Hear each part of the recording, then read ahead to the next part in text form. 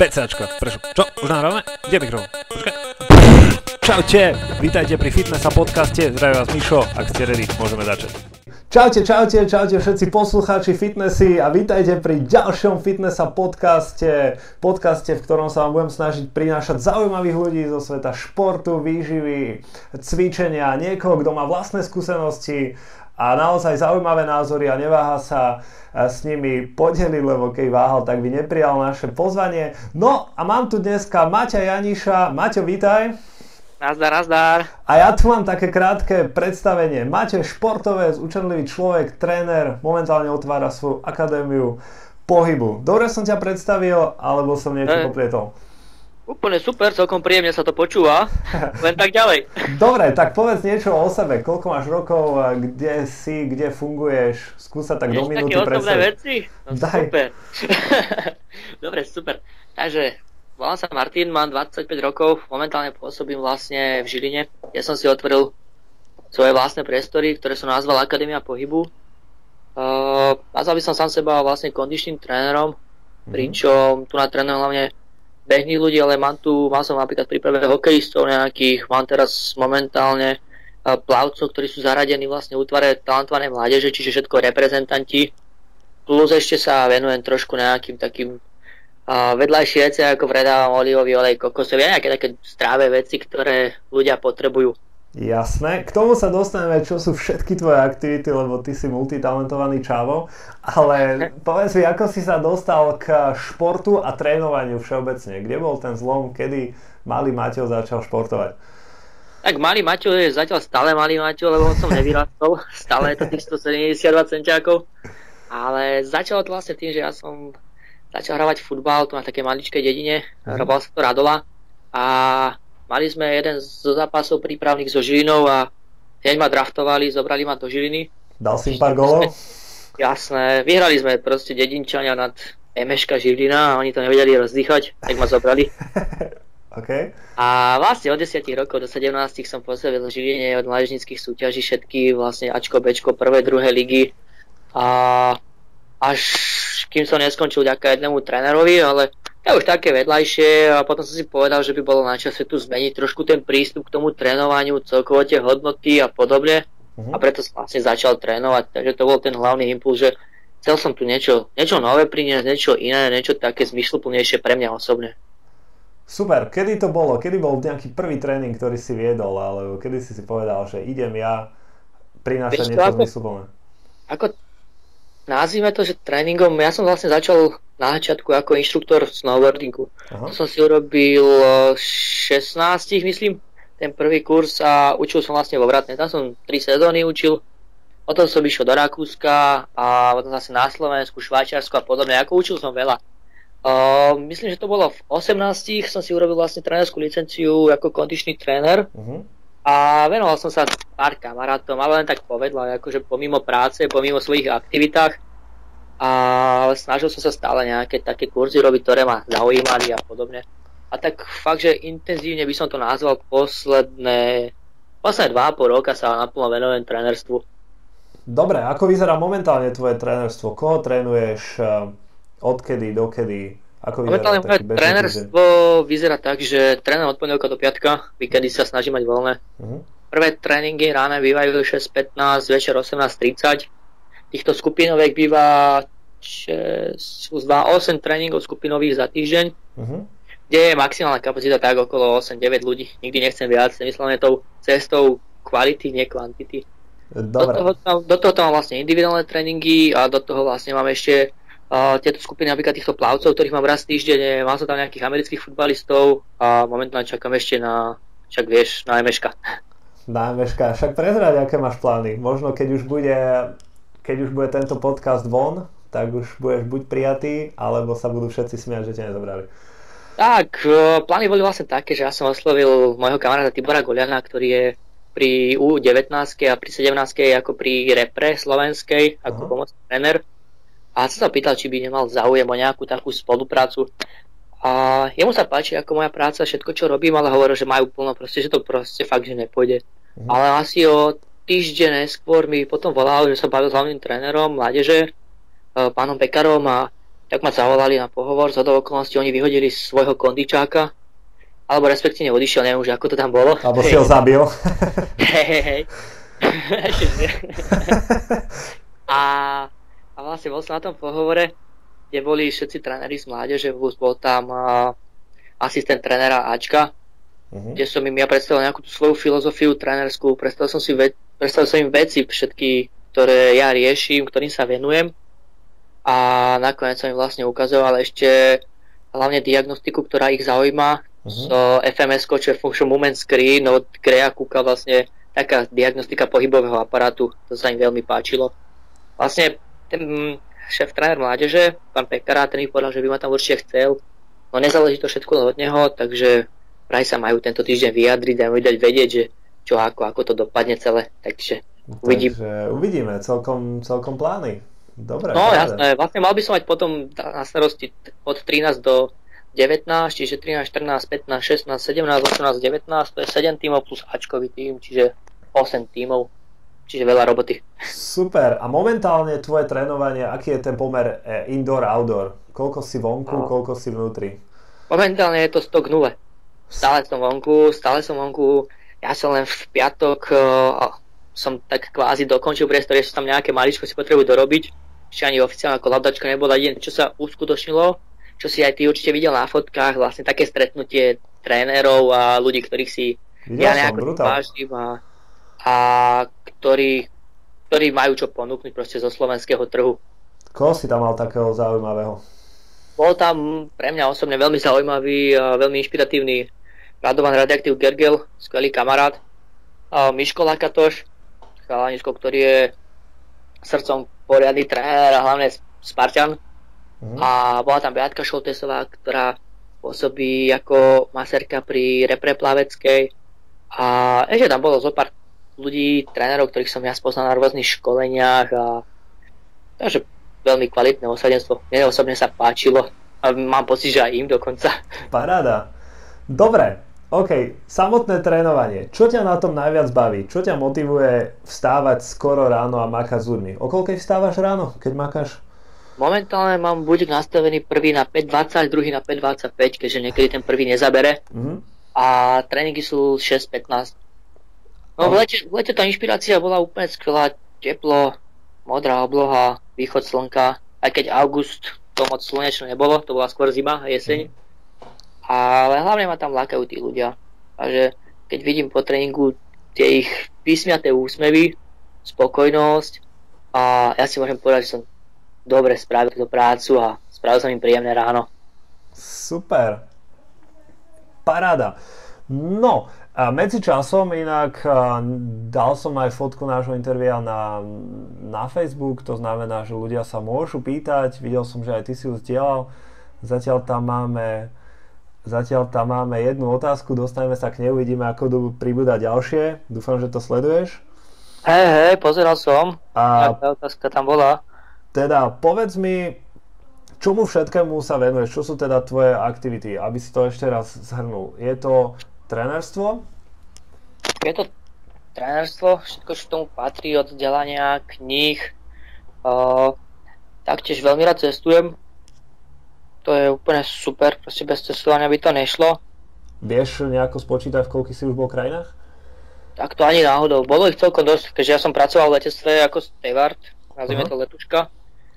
A ľudí sa vždy smeje, že keď si mňa predstavia s výložkami a kravatou, no tak ale aj také obdobie bolo a bolo to úplne skvelé obdobie. A k tým aktivitám, hlavne tá príroda, fotenie ma fakt, že baví. Varenie, keď je pre koho. Teraz nie, takže nevarím. Dobre. Nechávam to na mamu. A určite všetko ohľadom toho trénerstva, od správy, kníh a tých kamarátov a samozrejme rodina. Aká je taká najlepšia kniha, ktorú si za posledný čas čítal? Čo za posledný čas bolo tých kníh dosť viac. Čo ma dosť zaujala, tak to bola kniha od Davida Epsteina. Športový gen? Športový gen, úplne presne. Neviem, či som to ja tebe odporúčil, alebo ty mne, ako to bolo, už ani neviem. Myslím, že to bolo nejaké vzájomné, no. Hej. Ale ako čo sú, určite navždy ostanú v mojej pamäti knihy, a ktoré si určite prečítam minimálne raz ešte. To je od Dana Millmana Cesta pokojného bojovníka, čo je moja srdcovka, a od Pavla Coelha Alchymista. Jasné. Jednoduché príbehy, na ktorých sú proste veľmi, veľmi silné myšlienky, skvelé citáty, a nazval by som to taký návod na život pre človeka, ktorý sa nebojí. To je asi niečo, čo som si na tebe všimol, že keby som si mal tipnúť, akú knihu si čítal, tak to bol Alchymista. Presne, rob to, čo ťa baví, čo ťa naplňa, a ty sa tým naozaj riadiš. Však sám poznáš ten citát, že keď niečo chceš, tak celý vesmír sa spojí preto, aby si to dosiahol. Presne tak. A mne sa Alchymista páčil ešte z toho hľadiska, že vlastne ten príbeh sa odohráva v Španielsku a ešte v Maroku, samozrejme. Španielsko, čo je moja srdcovka, ja som tam býval nejaké 3 leta, kde som pracoval, a španielčina, a španielská kultúra, španielské jedlo, to je úplne moja srdcovečka. A tým, že to ešte o cestovaní, o slobode, o výzve, tak úplne geniálna kniha, ktorá každý jeden raz, keď ju čítam, mi niečo ponúkne nové, niečo mi ukáže a vždy mi vyčeruje ten úsmev na tvári. Super. A čo je momentálne ten tvoj sen, za ktorým si ideš? Ešte momentálny sen, tak ja som mal viacero snov. Mal som taký sen, že chcem raz lietať. To som už si vyčiarkol, už som lietal. Aha. Ďalší sen bol, že chcel som šéfa lyžiarskej škole. To sa mi podarilo už v 20, takže úplne super. A momentálne by som chcel si udať taký svoj vlastný komplex. Proste komplex, ktorý bude mať meno na Slovensku, ktorý bude vzdelávať ľudí, ktorý bude prinášať kvalitu a ktorý bude hlavne prinášať tú pohodu pre tých ľudí. Kde by bola fyzioambulancia, kde by bol zubár, kde by bol pediatr, kde by bola poriadna telocvičňa, dobrá reštika, čajovňa, kaviareň a takéto veci proste pod jednou strechou, plus nejaká samozrejme škôlka pre decka, aby som tých ľudí edukoval už úplne odmala. Nejako im štepoval tie správne hodnoty a štepoval im nejaký ten hĺbší zmysel toho života a trošku tú moju filozofiu a môj pohľad. Super. A čo ten pokojný bojovník? Ja si pamätám, že to sme si písali tak, neviem, pred rokom, pred 2, a ty si sa zrovna chystal na Dana Millmana do Prahy. Tak, toto je spomienka, ktorá nikdy neodíde z mojej pamäte. Úplne na jeden z najsilnejších a najkrajších zážitkov môjho života. I keď som videl, že príde Dan Millman do Prahy, bolo jasné, že tam proste pôjdem. Už tam som išiel, spoznal som skvelých ľudí. Všetci tam boli, akoby som ich poznal 10 rokov. Úplne úžasní ľudia. Ešte som len prišiel a nemal som české, potreboval som si odložiť batoh a za jednému chalanovi tak povedal Maťo Hrušovský, z okolností teraz momentálne môj super kamarát, skvelý človek. A tak som sa ho spýtal, že či by mi nemohol požičať, respektíve požičať, zameniť peňažky. Lebo som mal iba eurá, tak on mi dal české a ja, že koľko ti dám? Že aj tak, to je v pohode. Tak sa na ho pozerám, že toto sa často nestáva. A pak je to človek, ktorý mi veľmi, veľmi dal a pomohol mi, keď som mal taký, relatívne som nevedel, ktorou cestou sa poriadne vybrať. A Maťo mi vtedy poslal knihu a tá kniha ma úplne posunula tým správnym smerom. No a čo sa týka celej tej prednášky s Danom Millmanom, ten človek ešte len vošiel donútra a z neho išla taká energia, úsmev, spokojnosť a hlavne pokora. Proste on, neviem, či nemal 83 rokov a prišiel a prvá vec, ako robí na každej prednáške, čo som si už všimol, tak začne, že keď som bol mladý, zvykol sa robiť veci ako tieto. Bum, stojka na rukách, na stoličke. Čo ja teraz je na mojich 25 a neviem, či to dáš ty, Miško, alebo ďalší naši kamaráti. Proste fakt, že veľká poklona. A keď to rozprával, tak ja sa cítil, ako keby ma naspidovali niečím, nejakým vitamínom, hormónom a všetkým ostatným šťastia, pohodičky, úsmevu. Takže niečo, na čo sa v živote nezabúda. Keď som bol na konci, som si išiel podpísať knihu a mi podal ruku, tak ja neviem, fakt sa to ťažko opisuje, prajem to každému a bolo to úplne skvelé. Super. Je niekto taký inšpiratívny, na koho sa chystáš teraz v najbližšej dobe? Vieš čo, inšpiratívny, čo sa týka toho trénerského hľadiska, je pre mňa Ido Portal inšpiratívny. Chcel som na neho ísť. Teraz bude No Will No Skill. Presne. To bol jeden z mojich snov, že dopratať ho raz na Slovensko, chalani ma predbehli.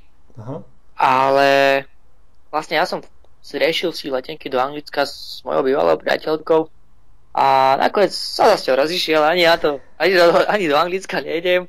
A ešte, ani som nestihol si kúpiť lístok na ida portála, takže jedno s druhým, ale ono, všetko sa deje pre niečo a všetko je tak, ako má byť, takže nesmutím, určite sa mi na ňo podarí, pojem do neho do Tajska alebo niekde, keď sa rozbehnú veci ako majú a budem si to môcť dovoliť, si to naplno užijem niekde inde a nie na Slovensku. Jasné, super. Dobre, poďme na nejaké pretekárske témy, lebo ty strašne veľa pretekáš, ja ťa vidím každý víkend na nejakých 2-3 pretekoch. A to sa ti len zdá, len tento víkend boli dvoje, ale... No vidíš to. To je tak o 2 viacej ako bežní ľudia na Slovensku. No, trošičku. Kde si bol cez víkend? Čo cez víkend boli majstrovstvá Slovenska štafiet v krose v Marianke pri Bratislave, kde sme spolu s Mikim Kerim a Peťom Žižkom vybojovali druhé miesto, čiže vicemajstri Slovenska. Takže spokojnosť. Ja som to moc chalanom, že by som mi moc nejako nepomohol, sa nedá povedať, ale samozrejme Miky zabrali a Peťo Žižka tiež, takže úplne parada. A presne o tomto sú tie štafety, že proste keď jednému nejde, tak druhý to potiahne. A na druhý deň bola zase pretek zvaný Žilinská tisícka, čo bol pre mňa asi taký najzaujímavejší a možno aj najlepší pretek, na akom som sa zatiaľ zúčastnil. Ono to spočívalo v tom, že bola štafeta vytvorená z cyklistu, paraglidistu a bežca. Cyklista bol u nás Riško Chrapa, skvelý cyklista a hlavne skvelý kamarát. Paraglidista Roman Tubský, to myslím, že poznajú asi všetci, netreba nejako špeciálne predstavovať. A bežec som bol ja. Okay. A celkom vlastne prišiel na bicykli, prvý úsek na 5. mieste, Roman doletel na 5. mieste a ja som si potom povedal, že sakra, že chceš na tie preteky na bedňu a že bolo by celkom v pohode tam na tej bedni aj fakt skončiť a nie 5, lebo ja keď idem na preteky, ja sa nezúčastňujem, ja chcem fakt sa umiestniť. Tak som si trošku kopol do vrtule a rozbehol som to a ako som to vybomboval na to 3. miesto, aj keď ešte ma 3 dní bolelo srdce, jak som to prepiskol. Dobre. Ale ten pocit stal za to. Takže úplne úžasný pocit a hore, keď človek vidí už iba tmu, ani nevidí pred seba, len vie, že má tie nohy ešte ako tak trošku prepletať a tak to som nejako zvládol. Išiel som hore a vychutnával som si to 3. miesto, fakt, že som si ho vychutnával úplne naplno. Super. A ako si spomínaš na Otatier k Dunaju? Otatier k Dunaju, spomínam si na teba, jak si spal si v aute. Asi bdel. Alebo bdel, tam sme sa trošku porozprávali. Vy ste štartovali pred nami, my sme vás asi dobehli, mám pocit však. Vy ste mali trošku iné ambície víťazné, my sme boli v mixe. No, ako vy sme mali. A stretli sme sa, myslím, o nejakej jednej v noci, niekde v poslednej dedine. Ale čas, aj keď radšej by som si dal o tom čase nejaké rande s nejakou kočkou a... No ty si vyzeral, ako by si sa práve zobudil, hej? My sme nejako hibernovali, že dobre, za pár hodín bežíme, lebo ja som mal ďalší úsek o 3 ráno a bola 1, čiže akurát sme vypúšťali, neviem kto to, Radka vtedy akurát vybiehala, alebo kto. A ty si tam bol naspídovaný, už si tam stojky robil, že čo, ideme, predbehnem ich. Však ja zase ma nikto nemohol obehnúť, to som si nemohol dovoliť. Takže to bola čistá sila, ktorá z teba vtedy stala. Bolo to super, ako fakt sa mi páčil ten pretek. Jediný rozdiel, že budúci rok už žiaľ asi za chalanov, teda ja som sa rozhodol, že za nich určite štartovať nebudem a postavím si svoj vlastný tým tu a teraz, prípadne od niekoho iného, ale proste sa na dokopy športovcov, hej, že tam chalani boli skvelá partia, všetko hralo, ale ako som už predtým spomenul, ja nechodím na preteky sa zúčastňovať, ja chcem vždy bombovať a ako chalani, vieš, ešte sme len tam išli a zastavili u jednej kočky, že sme ju brali po ceste a chalani taký, však dáme si štamprovú a tak a vieš, to ja by som išiel sám proti sebe, samozrejme ja som si nedal, hej, chalani si dali a taký jediný, takí skutoční športovci, čo tam boli v tom týme, tak to som bol asi ja, Riško Chrapa, ktorý si samozrejme tiež nedal, neviem, či to bolo preto, že šoferoval, alebo že to bolo predo mnou. Ale proste Vieš, keď robím niečo, tak to robím naplno. Ja nikdy nejdem na 50%, na 60%, proste úplne bomby, naplno. Jasné. Potrebuješ nájsť ľudí, ktorí sú tvoja krvná skupina a s nimi to odbehnúť. No, aj keď takých nie je až tak veľa na Slovensku, ale postupne sa vyskytujú, vieš, rastú. Alebo ich skôr ja objavujem. Alebo oni mňa. Možno sa ti sami prihlásia po tomto interviu, veď pozri, ďalšie kolo je o 10 mesiacov, máš čas spraviť tým. Vieš čo, ako ja už mám vyskladaný tým a bude to bombový tým. Aha, už máš plno. No, ešte sú tam asi takí 7 bežci a to sú tam chalani majstri Slovenska a podobne, akože bombardéri. Takže, vieš, už zase poznám trošku tých športovcov zo slovenského fachu, slovenského okolia a ešte keď zažijeme nejaký dobrý sponzoring, nejakú dobrú značku, tak chalani pôjdu veľmi, veľmi radi do toho, lebo je to príjemný pretek, je to trošku iné a je to tiež štafeta, kde proste ťahajú všetci za jeden koniec a konkurencia tam je obrovská, však si sám videl. No, to bol masaker.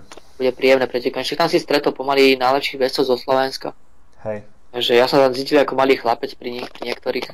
Na niektorých štafetách úsekov som mal pocit, že som stretol aj najhorších bežcov na Slovensku, ale stretol si tam bežcov. Pri tom počte, nie? Čiže koľko tam bolo štafet? Asi... Tam bolo 150 plus, 155. No, daj to krát 12, proste veľké počty. Strašne veľa ľudí. Čak to. Tak dobre, a toto bol už taký trochu extrém, že naozaj priemerne nejaká štafeta, im to trvalo 30 hodín v kuse. A aký máš ty názor na takéto, povedal by som, že extrémne preteky, ktoré nie sú že len maratón, ale vyslovene niečo, kde si musíš, ultramaratón, kde si musíš siahnuť na dno svojich síl. Aký máš ty na to názor? Vieš čo, mám na to názor taký, že nikdy to nebudem odporúčať mojim klientom. Nebudem to odporúčať z toho hľadiska, z toho zdravotného. Jasné. Ale ak prídu za mnou, že Maťo, chcem zažiť niečo super, niečo extrémne, tak im to veľmi rád odporúčim. Ja presne takto isto som išiel do toho na leteckú stovku, vlastne, ktorá sa bežila pri Trenčíne. To bolo čo, 100 km? To bolo 100 km, 105 km tam po okolí Trenčína, po horách a podobne. A to si dal sám, hej?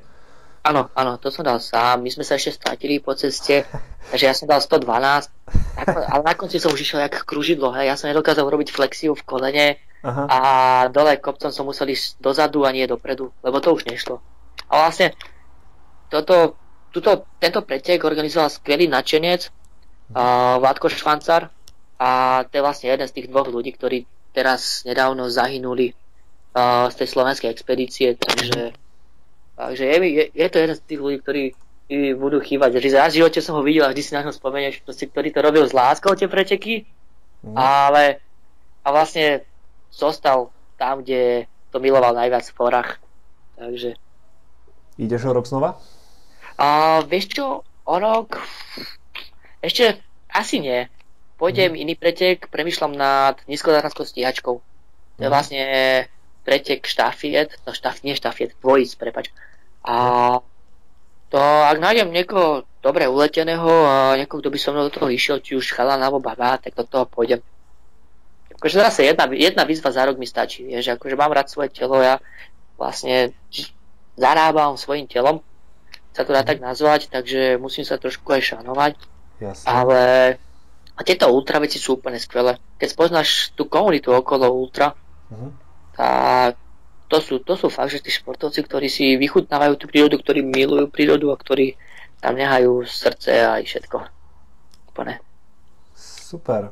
A teraz niečo z iného súdka, lebo neviem, či to na teba vôbec bonzne, a ľudia, ktorí ťa poznajú a sledujú, tak vedia, tak ty si celkom často na Spartan Race. Na koľkých si už bol? Vieš čo, predtým, než si posielal pár otázok, ktoré sa ma určite spýtaš, toto som si pozeral, ale neviem ti povedať. Ja mám pocit, že ich je asi 8 alebo 9, možno 10 je tých pretekov, ktoré som absolvoval minulý a tento rok. Dobre, a čo sa tam teda tak láka na tom? Prečo tam vôbec chodíš a aký máš vlastne na Spartan Race názor? Dobre vieš, že je to taká kontroverzná téma, veľa ľudí si povie, že to je blbosť, nezaplatím tam za to toľko prachov, aby som sa válal v bahne. Jasné. No kontroverzná asi aj ešte z toho hľadiska, ako Radov nedávno písal ten článok, však si ho čítam. Tak. Jasné. A presne tam bola jednej diskusii spomínané, že je rozdiel Spartan Racer a Spartan Racer. Je tam tých 98% ľudí tam chodí preto, aby tak si dali selfie, aby sa odfotili v bahne, aby proste boli lebo je to modné. A tie 2% sú tam skutoční športovci. Lebo keď si zoberieš, takže tá prvá 20, respektíve niekedy prvá 30 je neskutočná konkurencia, tam sú chalani, majstri Slovenska v orientačnom behu, triatlonisti, biatlonisti rôzni a podobne. Takže je tam obrovská konkurencia. A prečo ma to tak ťahá? Tak pretože pre mňa je to taký príjemný test komplexnosti. Lebo je tam aj beh, je tam aj sila, je tam dokonca ešte aj koordinácia, keďže ideš po niektorých tých balančných doskách a podobne. A je to veľmi príjemné a hlavne tam stretneš aj dobrú partičku. My sme dali, teda my, alebo ja, neviem, podarilo sa nám proste dať dokopy skvelých ľudí, čo mám ja svoj vlastný tým tu a teraz. Dokonca aj dobré umiestnenia, vždy nejaké druhé alebo tretie miesto. Tak naháňame s týmom Miška Lakatoša, Patriot Team.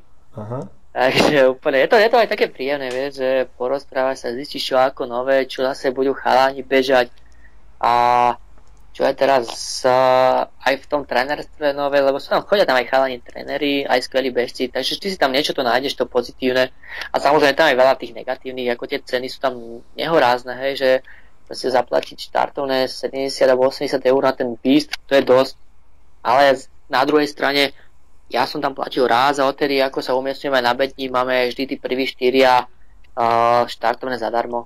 Takže ja tam chodím zadarmo. Aha, dobre vedieť. Vieš, tiež by sa mi nechcelo dávať také love za to. Však to sú nehorázne prachy. A kde je ten moment pri tvojich klientoch, kedy by si niekomu odporúčil, že dobre, chod si to zabehnúť? Napríklad niekto, kto necvičí, je síce relatívne fit, ale keby spravil pre tebou Angličák, tak vidíš, že si ide zničiť kríže. Odporúčil by si mu ísť na Spartana? Nie, určite nie. Ja by som to odporúčil ľuďom, ktorí na to majú, ktorí už dlhšiu dobu so mnou trénujú, ktorí sa naučili trošku tú techniku, ktorí zvýšili nejakú tú kondíciu pri mne a ktorí fakt na to majú. Lebo robiť niečo len preto, aby sa človek ukázal na čo. To je zbytočné. Samozrejme, že vždy to každého poteší, však éra Facebookov a všetkého tohto. Ľudia sa chcú ukazovať, ale nech to je spojené trošku aj s tým zdravím a keď už idú, tak nech sa tam fakt, že aj trošku popretekajú, nielen súčasnia. Jasné. Mám tam tých klientov, ktorí tam aj boli, ktorých by som aj rád odporúčil, niektorí proste povedali, že na čo by tam išli. Ale poznám aj ľudí, ktorí zase na to nemajú a chcú tam ísť a že ja im poviem vždy môj názor, ale je to na nich. Ja nebudem žiť ich životy. Povedal by si niekomu, že vieš čo, nemáš na to.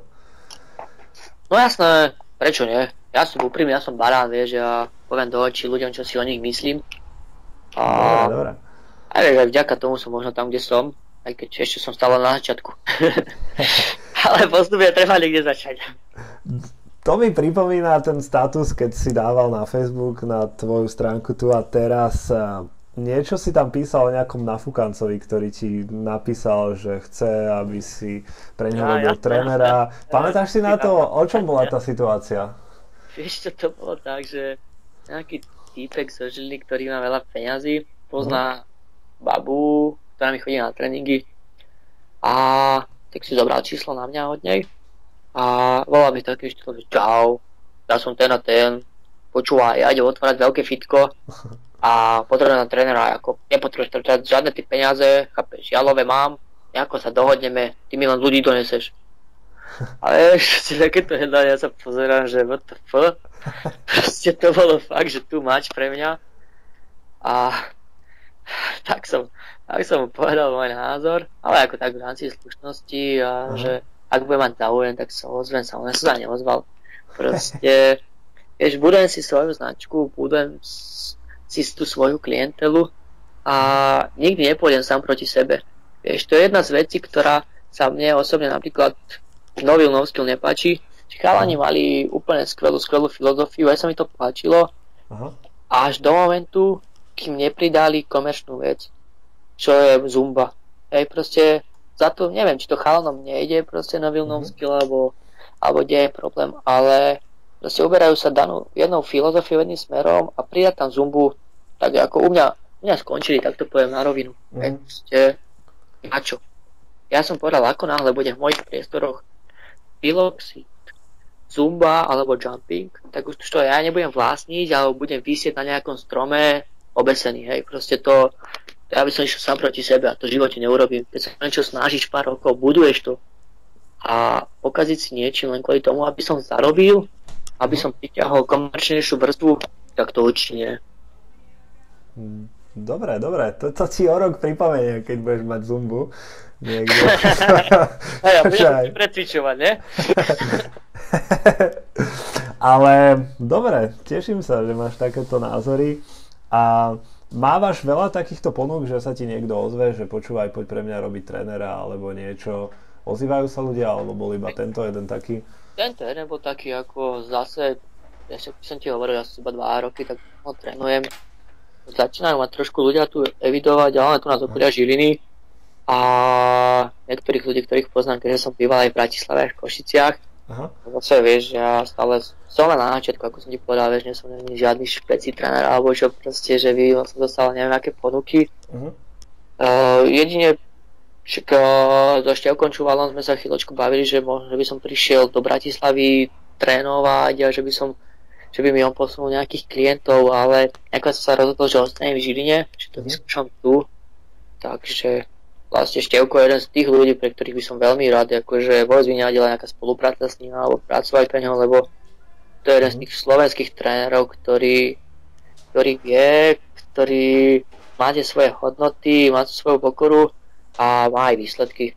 Ako určite si zaevidoval jeho tým Part of Heart, vlastne to je Števková značka. Aha.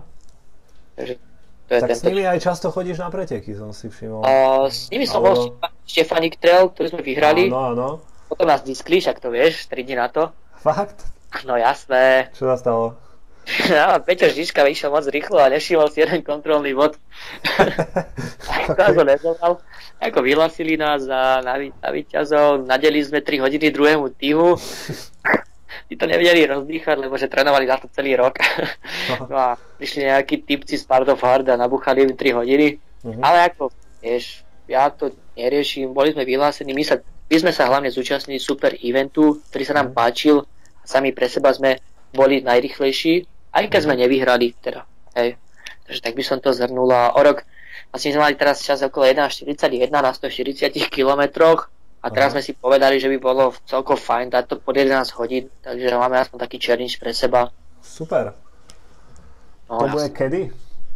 Vieš čo, no to... Kedy? Ja poviem ti, že apríl alebo maj. Ja mám pocit, že to bol nejaký apríl alebo maj, mám taký pocit. OK.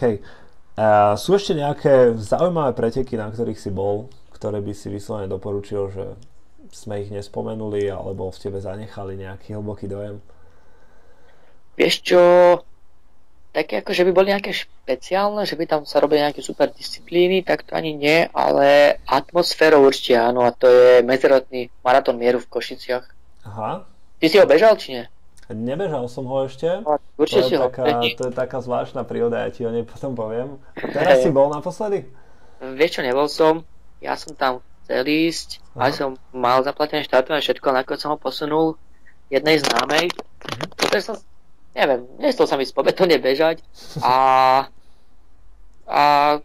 išiel som nakoniec na iné preteky ku vám do Bratislavy, ktorý sa bežala nejaký 17 km pretek po horách. Ja som trošku vykapal, ale nevadí. No ale ako, to som hlavne chcel povedať, že ja som tam bežal minulý rok, prvý raz v živote polmaratón, nejakých 1.27 niečo. A tá atmosféra, to bolo neskutočné. Fakt, že tisíce ľudí tam pozbudzovali, už tisíce ľudí pretekali a tá atmosféra, pamätám si ju, ako keď to bolo včera. Takže aj keď ti nohy už nešli, tak proste ono to nejako išlo samo. Ja nechápem. Vieš, bežíš a nedá sa ti zastaviť, lebo tí ľudia ťa hecujú, kričia na teba, proste hudba tam hrala, tam neviem, či každé 2 alebo 3 kilometre živá kapela, takže tá atmosféra úplne je úžasná. Veľmi ti odporúčam. Super. Dobre, poďme späť k tvojej stránke tu a teraz. Pamätáš si, kedy si ju zakladal a prečo? Nepamätám, ale spomenul som si vďaka histórii na FB. Aha. Vypísalo mi tam, že 12.11.2012. Ale ako tak pozerám na ten dátum, ja mám pocit, že ako vtedy mi napísalo, že som zmenil cover picture. Aha. A myslím, že to bolo, ja osobne si myslím, 11.11., keď mám meniny. Aha. Ale či to tak bolo skutočne, ale domnievam sa. A vlastne, teraz 2014, to už 2 roky? 2 roky dozadu, no presne. A vtedy mi vznikla tá myšlienka, že však dám medzi ľudí tú moju filozofiu, ten môj pohľad na svet a začnem to nejako tak písať a dávať medzi ľudí a celkom začalo mať aj odozvu, aj sa to ľuďom páčilo, aj sa to páči, mám taký pocit. No a tiež som si, postupne som skúšal, že na začiatku nejaké veci o výžive, potom o tréningoch, potom o nejakých mojich poznámkach, o cestovaní a tak. A našiel som si nejaký ten systém, respektíve smer, ktorý sa najviac páči ľuďom a postupne tým sa uberám a hlavne tam je vlastne z toho môjho života, z toho športového a trénerského a cestovateľského, takže aspoň mám ten pocit, že keď si tak pozerám tú históriu a to je to, čo sa tak najviac páči tým ľuďom. Aha. Píšu ti tam ľudia cez stránku, že čauko, si super, alebo skôr, že čo robíš v kuse vonku a prečo aj do posilky nezbehneš napumpovať bicepsy alebo tak. Len takí posilkoví typci mi nepísali nikdy, ale viacero ľudí, čo mi prišli na moje messages od ľudí, že veľmi sa im páči stránka a že ich veľmi motivuje môj život. Motivujú ich veci, ktoré ja píšem, respektíve to, čo stíham, to, čo robím pre ľudí a to je úplne skvelé, ako dokonca aj ty si sa tiež prispieval na tú, čo sme zbierali peňažky na motomet pre môjho kamaráta, ktorý je Áno, to bolo super, povedz o tom niečo. Tam bola taká spätná väzba neskutočná. Vlastne bolo to vyzberané peniaze pre Miška Miha, chalan, ktorý so mnou hrával futbal a mal nehodu na motorke, na terénnej motorke, nabúral v lese, ochrnul od pasa dole. Vlastne ja som začal s ním trošku pracovať, keď teraz priznávam, je mi to trošku ľúto, že dlho sme sa nevideli, dlho som mu nerobil tréning ani nič, ale začal som ako som s ním spolupracoval, bola tam ešte pri tom Dominika Vaurová, ktorá je fyzioterapeutka. A snažili sme sa mu nejako tak pomôcť a Domča tak zahlasila, že no, Michalo by veľmi pomohlo, keby mal motomet. Vlastne pre tých, ktorí nevedia, je to vec, kde si upevníš nohy, zazipsuješ a ono to samo točí tie nohy a vlastne vyvoláva to taký stimul v centrálnej nervovej sústave a vlastne tomu telu hovorí ako keby, že hej, počúvaj, ja tu tie nohy aj mám, vieš, a nie, že oni sú tu len na okrasu. A tak Tomčák to povedal, že by mu to fakt sa zišlo, tak ja s tým niečo urobím. Tak som to napísal na stránku, že počúvajte, a ja som napísal nejakým známym kamarátom, ktorí viem, že by do toho išli. A mám pocit, že za 2 alebo za 3 týždne sa to vyzbieralo, Miško, však. Myslím, že to bolo pekne rýchlo. No, a dokonca najlepšie, čo bolo, tak sa ozvala vlastne slečna z Bratislavy, Zuzana Tuharská, ktorá mala motomet, skoro fungal nový, keďže ona mala autonehodu, ochrnula a už sa jej to zlepšilo, takže ona už ten motomet nepotrebuje, ona skôr ortopéd a ďalšie veci a povedala, že by veľmi rád pomohla aspoň takýmto spôsobom, že dá to úplne za pár korún. No, vieš, v preklade pár korún pri motomede, že to nebude 3,5 tisíca, ale že to bude 1200. A tak som išiel do Bratislavy preto aj s bráchom, zobrali sme ten motomed a vlastne to teraz to slúži Michalovi a pomáha mu to pri tom jeho bežnom živote a verím, že raz ho na tie nohy aj postavíme. Super, paráda. A poďme teraz na otázku, neviem, či si na Facebooku práve. Momentálne to preklikám a snažím sa tu niečo vidieť, ale... Klikni si na tú fotku, ktorú som dal na fitnessu. Monika sa pýta, sama nad sebou, som si urobil inak interview teraz, nedávno. tak sa ťa pýta, že čo je pre teba v živote najinšpirujúcejšie a najväčší hnací motor? Najinšpirujúcejšie je pre mňa robiť druhých ľudí šťastnými. To je úplne to najväčšie šťastie, čo môžeš urobiť, potešiť druhých. A najväčší hnací motor je potom ten úsmev a tá spokojnosť tých ľudí, ktorým som pomohol. Takže plus šport a príroda, samozrejme. Bez toho by to nešlo. Kto je pre teba inšpirácia? Akých odborníkov alebo ľudí ty sleduješ? Alebo kto je pre teba v živote inšpirácia? Pre mňa obrovská inšpirácia je samozrejme Dan Millman. Ja ako som bol na jeho prednáške, to čo on robí, s tým, že on pôsobil aj v profi športe, je zaradený americkej siene slávy gymnastov a dokonca pôsobil aj ako tréner pri gymnastoch, neviem, či išli na olympiádu alebo niekde, proste fakt, že veľmi dobré umiestnenia, teraz motivuje ľudí, píše, čo je úplne úžasné. Čo sa týka toho trénerského hľadiska, tak ako som ti spomínal, Ido Portala zo Slovenska, Števko Čuvala, Radová Radioaktív Gergel a Miško Lakatoš, fakt, že skvelí ľudia. A čo sa týka toho životného, tak tá inšpirácia, keď si zoberiem, že moja mama, ako nás vychovala, tak to je úplne úžasné. Však 3 synov doma, 3 chlapov, vlastne dokopy 4 chlapov, však to dá zabrať. Takže určite, akože tá moja rodina, super, palec hore pre nich. Like. Hej, big like. Rodine. Čaute. Ale nie sú na Facebooku, tá nevidia. Tak si vypočujú potom. Hej. A teraz niečo z úplne iného súdka, lebo toto asi zaujíma každého, kto ťa vidí, že ako sa ty stravuješ a ako ty trénuješ? No, stravujem sa momentálne dosť zle. Fakt by som rád sa znova vrátil tam, kde som bol asi tak 2-3 mesiace dozadu.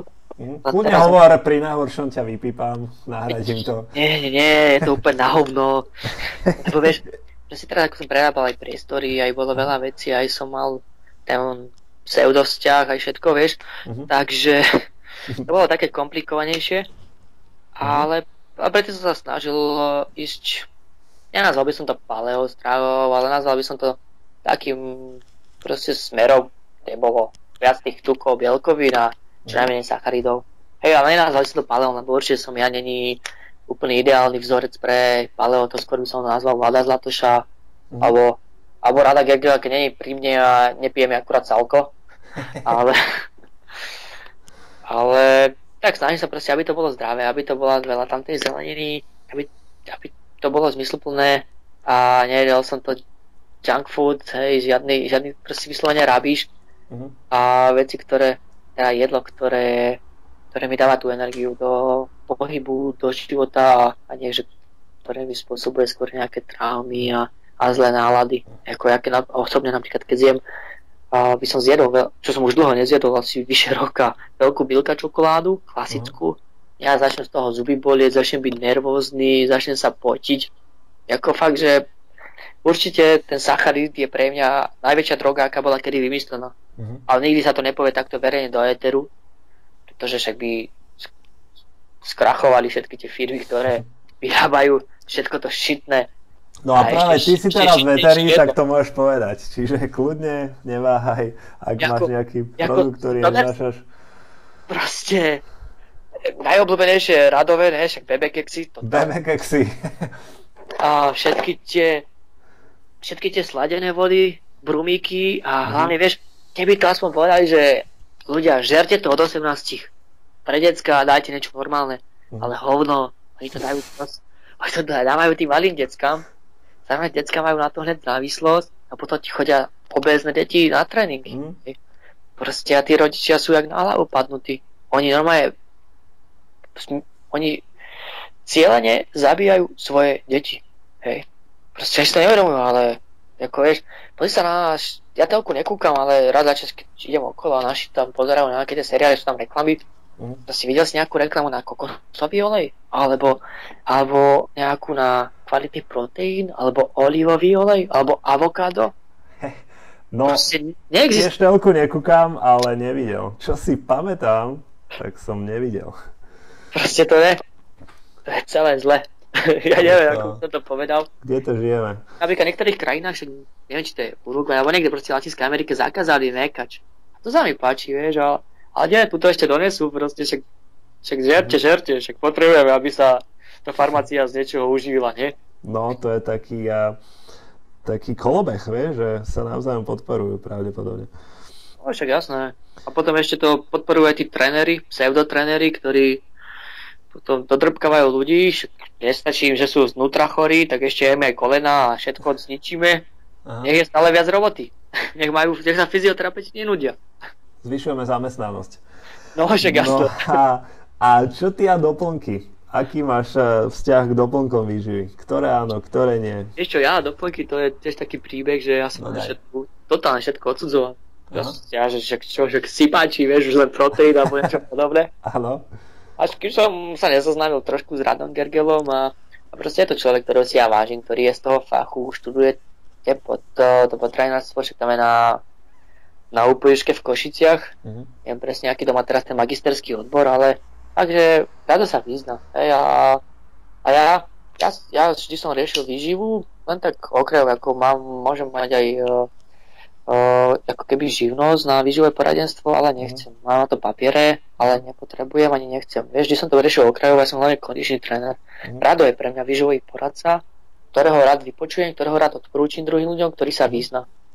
Takže a Rado ma vlastne pridal k tomu, aby som, keď už som tak veľa športoval, aby som si dal aj trošku toho proteínu, aby som si nejaké tie BCAčka dal, aby som si dal nejaký ten rybituk, aj keď ten mi nezapasoval, keďže ja som si kúpil rovno, vieš, celú fľašu a nebol odstranený odtiaľ zápach. To bol ten Galvex, proste fakt, keby si tie ryby jedol a to je fakt, že silné.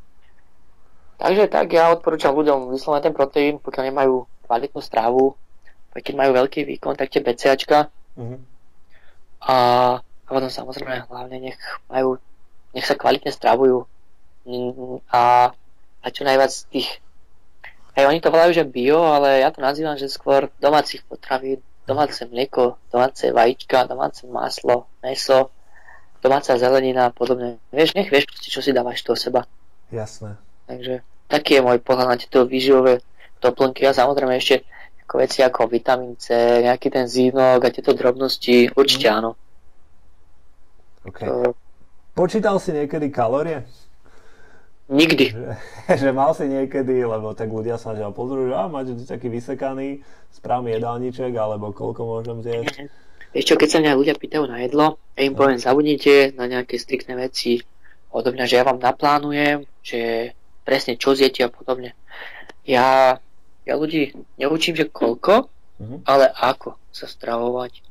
Ja ich vyslovene učím, nech sa naučia zdravej strave, nech sa v úvodzovkách aj dožerú ako prasata, ale nech toho nepriberú, vieš.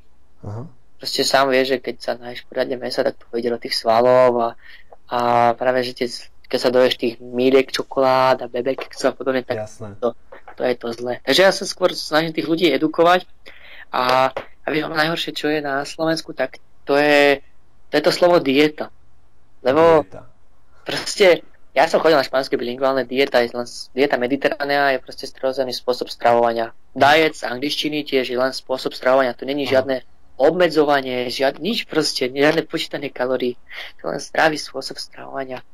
A preto, keď počujem slovo dieta, tak sa mi otvára nožík vo vačku a radšej učím tých ľudí, proste nech sa naučia normálne stravovať. Vieš, napríklad mám tam kamaráta jedného, americký futbalista, ktorý do 18 všetko v pohode, chudý, potom začal nejako sa blbo stravovať, tak mal nadvahu, možno aj obeznú nadvahu, neviem, či by sa to dalo tak nazvať, ale naučil som ho proste sa nájsť, ale pomaly sa on mi hovorí, že Maťo, ale ja nebudem dietovať, ja si nebudem nič odkladať, a že neboj sa, proste normálne sa náješ, šaj si riadne veľa pražnice, riadne veľa mesa, no proste dáme niektoré veci preč. A to mňa veľmi potešilo, asi mesiac dozadu mi volal, že bol internistky na kontrolu, lebo mal proste zdravotné problémy a že mu vysadila lieky, že sa mu zlepšili testy, vieš. A toto je tá najväčšia spokojná satisfakcia a ten úspech proste, že naučiť tých ľudí proste zdravému stravovaniu a najlepšie, keď to oni naučia ešte ďalšieho človeka, keď to posunú ďalej proste a a spravíme trošku tú osvetu na tom Slovensku, ako ty robíš so stránkou, hej, fitnessov a proste píšeš tam tie normálne veci, racionálne veci a veci, ktoré sa si to nepáčia moc tým potravinárskym firmám, ale tak, vieš, smena musí prísť, však sme mladí, šikovní.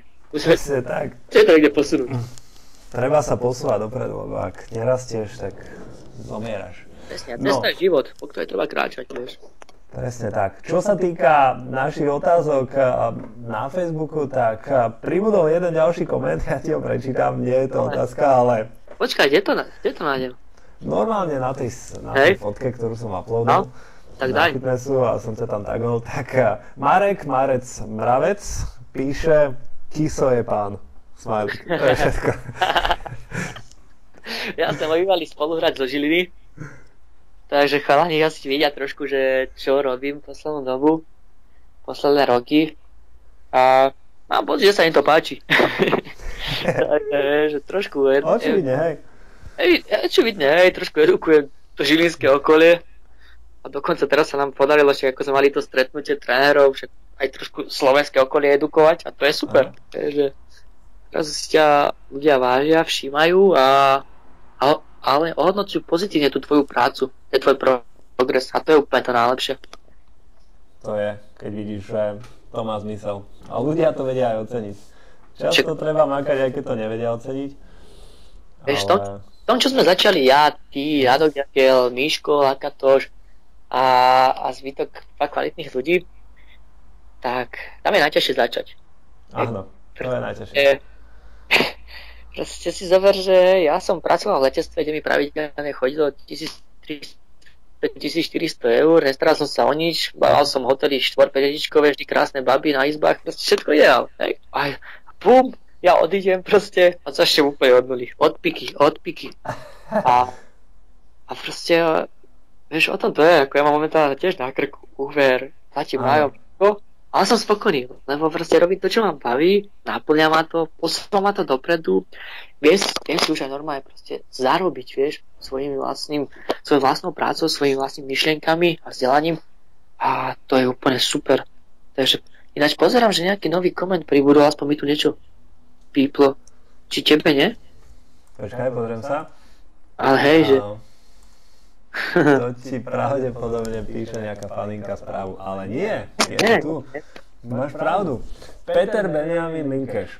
Aké bolo tvoje najvážnejšie zranenie a ako si sa s tým vyrovnal? Musím si zaklopať, že nejaké vážne zranenia som nikdy nemal. Čo jedine, mal vlastne chronický výron členku, ale ktorý sa už dal relatívne dokopy, takže si moc nevytkňam. Takže skôr to bolo také, že také vnútorné zranenie, hej, že človek bol vyhorený z toho športu, že bol sklamaný z toho prístupu trénerov a všetkého a nemal chuť absolútne na nič. Jasné. A ono to potom postupne nejako prišlo, vieš, začalo chýbať a nejako ťa nakopli aj kamaráti, okolie, rodina a to nejako tak išlo. Ale fakt, že nejaké zranenia, nič, ako, ja som mal šťastie, vieš, však pekne. Čo vidíš moju kerku niekedy čo mám vytetované, tak keď som ešte v Rakúsku robil, vieš, som sa strhol lavinu, musel ma vrtuľník odtiaľ vyťahovať, stalo to dosť veľa love, ale ako mne sa nestalo nič, vieš, akože tam ma to stalo 5 litrov, ale proste prežil som, vieš, a to je to najviac, čo môžeš v tom živote mať, proste mať ten život a užívať si to proste a môcť byť na tomto svete a môcť to tu meniť postupne. Takže neboli tie zranenia, to som fakt spokojný a šťastný a verím, že ani nebudú. Dobre, zaklopme si a... Zlomené srdcia vlastne boli to, hej. Zlomené srdcia. Chceš nám niečo porozprávať o svojich frajerkách, alebo to si necháme na ďalší... To je po 20. To je nadlhšie.